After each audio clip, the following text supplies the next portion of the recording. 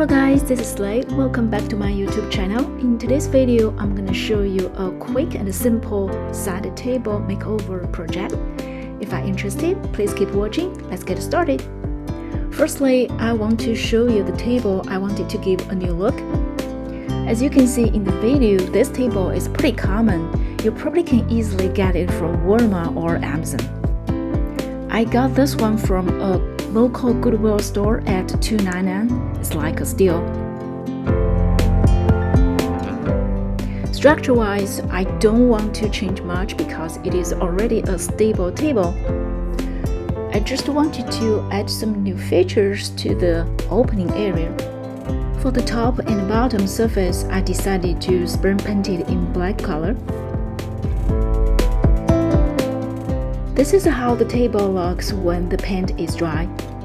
Next, I want to show you the item I wanted to use to fill the open side of the table. Yes, it's Dollar Tree foam flower ring again. I love this Dollar Tree item. It is so versatile to me. I have used it in many of my DIY projects so far. For this project, I wanted to spray paint those rings into gold color.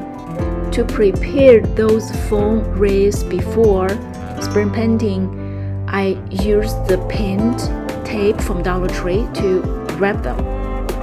I used this method in my previous DIY projects before, but you certainly can consider using Mod Podge to seal the surface as well. Next, I want to show you how those foam rings fit into the open side of the table. As you can see from the video, this foam wreath fit into the side of the table perfectly. I just needed to use the strong adhesive to make sure they are firmly attached on the side column. It is super easy. I just want to mention you probably want to position those wreaths in the middle of the side.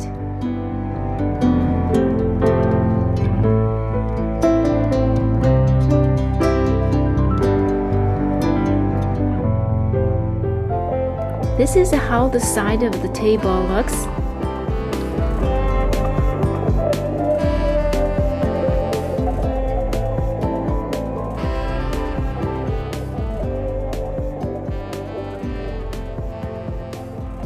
Now let's check out what I used to change the legs. Yes, it's the little pot for St. Patrick's Day celebration. By the way, you can also consider little glass jar as well. As you can see in the video, those little pots fit into the table legs very good as well. To glue them onto the table, I used hot glue gun, but you certainly can consider using strong adhesive like X6000 as well.